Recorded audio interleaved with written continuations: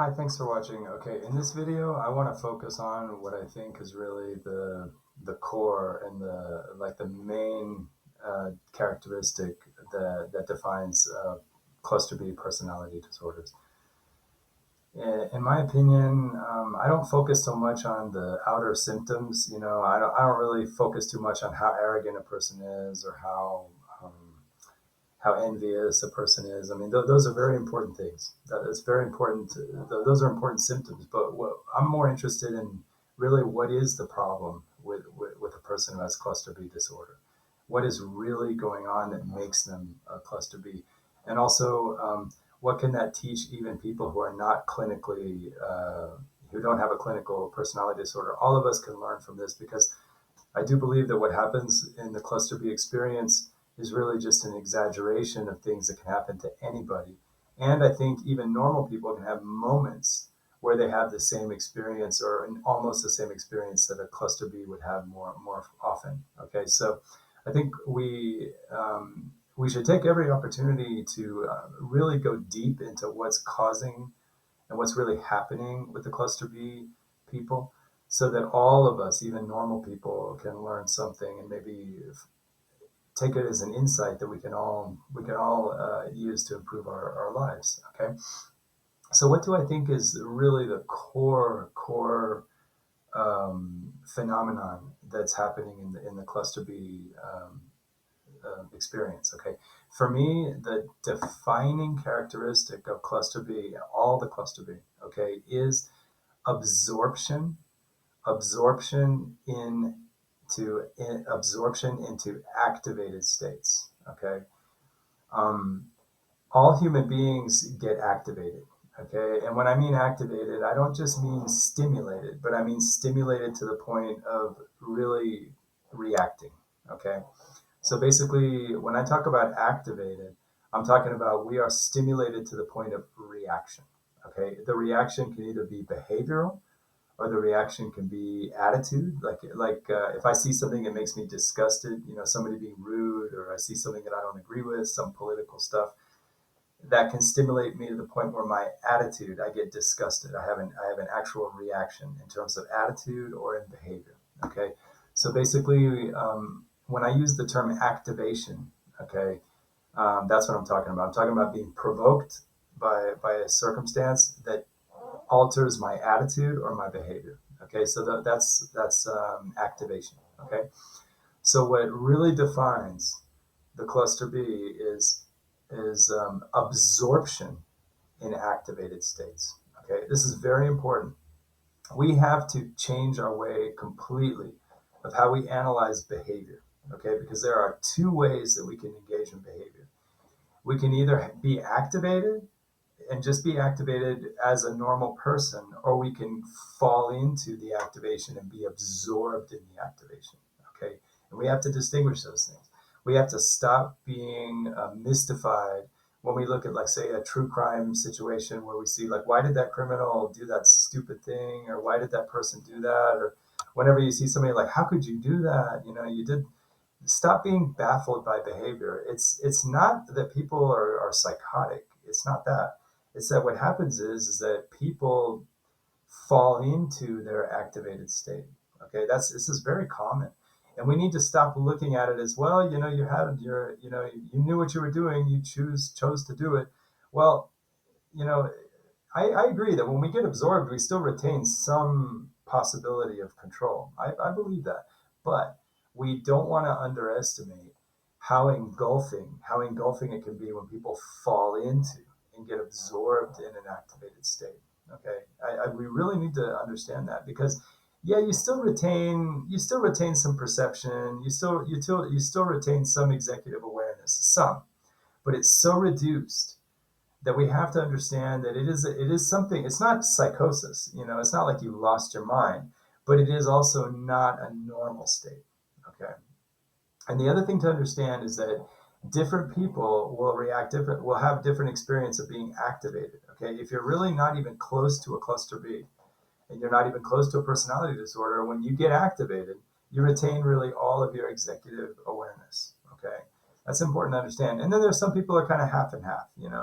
Like I've been diagnosed with NPD, but I think that even today, I have a mixed experience. Sometimes when I get activated, I maintain a lot of executive awareness, and then sometimes I get activated and I kind of go about halfway down, and then sometimes I get activated and I go all the way, and I'm just fucking reacting. Okay, and I think we all can ask ourselves, and we all know that even those of us who are not diagnosable, I think a lot of us know that we have those moments where certain activations, we're just the horses are out of the horses left the left the stable. You know what I mean? And I think we all understand that. And I think we need to we need to have more understanding when we see, like, say, criminals and people doing stupid things. It's not that we condone it, not about condoning it, but we need to have more understanding. Okay, that there's different levels in which we fall into and get consumed in, absorbed into the activated states. Okay, and we need to see that in our own lives.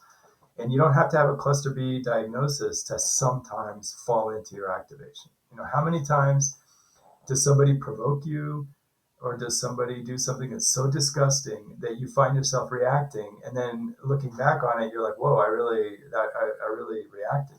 It's like we all can have that, and to different degrees, we fall into and we get absorbed in the activated state. Okay, so basically, what I'm proposing, and this is interesting. I don't think cluster B people are always absorbed in their activated state. Not always. I think even cluster B, even the most diagnosable cluster B people probably have variable levels of absorption. But what makes a cluster B person at that far extreme where they could get the diagnosis, okay? It doesn't matter the diagnosis. I think the best psychologists probably should never really say, oh, this guy's a borderline, or he's a ASPD or a narcissistic. I think really the better thing to say is cluster B, and then with narcissistic and borderline features. You know what I mean? Or cluster B with narcissistic and ASPD features. I think that's a better way to diagnose people. But just understand that if you qualify for an actual diagnosis, okay, you're at that far end, okay, where basically it's not like you're always absorbed in reaction, okay, but that over time you tend to be way more absorbed in your reactions compared to normal people, okay? So it's basically just saying you're kind of at the far end of being susceptible to basically falling into your activated states. So that when you're activated, whether it's enthusiastic, something positive, whether it's like sitting at a table to eat hamburgers or whatever, or whether it's drinking beer, or maybe sexual arousal, or maybe falling in love, or having a new friend, or getting a new job, getting way too excited, you know what I mean, too enthusiastic, having, like, say, fantasies. Everybody has fantasies, but maybe you kind of fall too much into your fantasies and get too absorbed, and kind of fall into a little bit unreality. Basically, the idea is that some people, they get so just the routine everyday activations of just like, hey, God, that's attractive, hey, that's a nice car, or hey, that's a nice watch. Somebody might get activated so much they might just like take the watch. You know what I mean? It's just like so activated that they lose the rest of their executive awareness. So basically, the idea is that if you're a cluster B, you may have moments where you're just kind of resting in between activations. You know what I mean? But then when you're activated, the fire tends to flame and consume you a little more than an average person. You know what I mean? You're sort of lacking that buffer. Call it a buffer. And we can argue, like, what is that buffer?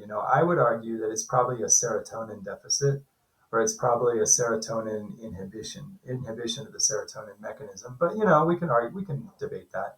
The bottom line is that there is a buffer that's missing, and also maybe the the noise signal elements in the brain that signal the activation maybe they're too loud. Okay, so you might say that's the amygdala. If the amygdala is sort of like the noise in the brain that's the intensity of the activated state, you could say that maybe what's going on is the activation is too intense, and it's sort of flooding the brain and drowning out all the other signals. So maybe you might say hyperactive amygdala, but whatever. The bottom line is that someone with a cluster B, you can still have resting states in between the activations, but then when things are activated, you just get absorbed. just absorbed in the activation. And that will show up in really strange, notable changes in behavior and attitude. So when a narcissistic person is really excited about, the smell and the aroma of being superior, and maybe really being like, like glorious, whatever, having glory or having fame or whatever. They just get so wrapped up in that activation that it's almost like they lose all the buffer that would keep that a more realistic. Because we can all have our little fantasies. I mean, everybody can entertain a fantasy. The fantasy just kind of comes and goes, and it just gets averaged into the normal thoughts. But someone with a narcissistic personality disorder, when those fantasies come, they just get absorbed into it, and it really shows up as kind of like detaching from reality, kind of like you're not really there. And we can see those. I think one of the best examples of a narcissistic situation was the Lori Vallow case, because before she ever was killing people or whatever, people in her family noticed that she was getting really, really excited and really enthusiastic about these podcasts and about these preppers and these kind of end of the world, apocalyptic Mormons, and that she was just so absorbed by it. The family, they sort of tolerated it because they thought, well, if she's happy doing that. But I think you need to see the warning signal that when someone is so absorbed by something, um, it really does border on departing from reality. And so we need to be really careful that um, if even if we're normal, even if we're not cluster B, we should always be just kind of aware that when we get too enthusiastic, when we get too aroused, too activated, there's always the risk that even if we don't go all the way to cluster B and we're not like 100% absorbed, even if we're like halfway absorbed, we do have to be aware that our executive awareness will decrease a little bit as we get a little bit absorbed. So hopefully the people with cluster B, they teach even the normal or even the subclinical. Hopefully the people that are actively cluster B, they teach all of us to just kind of be aware of how, just the pitfalls of getting too absorbed in any activated state. Okay. So that as we're getting activated in life, I could just be going down the street and I'll just smell like a barbecue, somebody's cooking steak or whatever. Ooh, that smells good. Or I see like a billboard, beautiful woman, or, whatever, just the beauties of life, just the enthusiasms, getting a new job, hey, I got a new job, I'm going to, or like starting a new semester of school, I'm going to buy all these notebooks and I'm going to, you get so aroused and so enthusiastic, even when you think it's positive.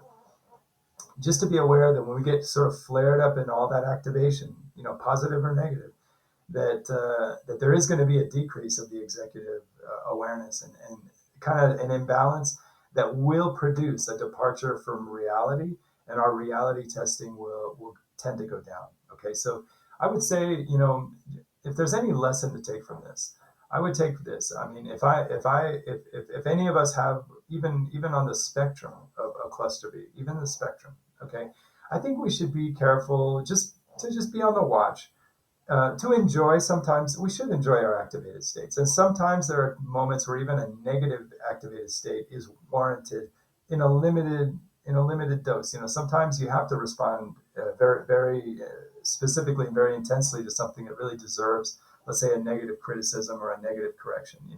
But just understand that those should be limited just to quick flares, and there should be a beginning and an end to those things. Okay, and just to kind of have a little bit of awareness that um, whenever we get activated in life, okay, whether positive or negative, whether it's enthusiasm or whether it's something really hostile or whatever, or whether, let's say, it's jealous or whatever, that we just need to understand that the more activated we get, okay, we are going to have a loss of reality testing. We're going to lose a little bit of our executive awareness, and we're going to tend to get a little bit absorbed into those activated states.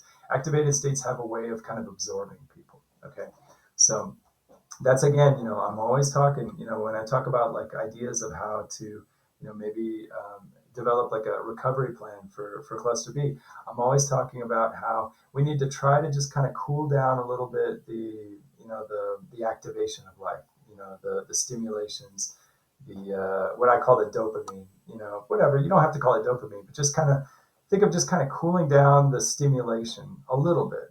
Okay, just so that we can learn to notice when we're stimulated, and so that when we are stimulated, we can just sort of have that a little bit of awareness, just to kind of, just be a little more mindful, really.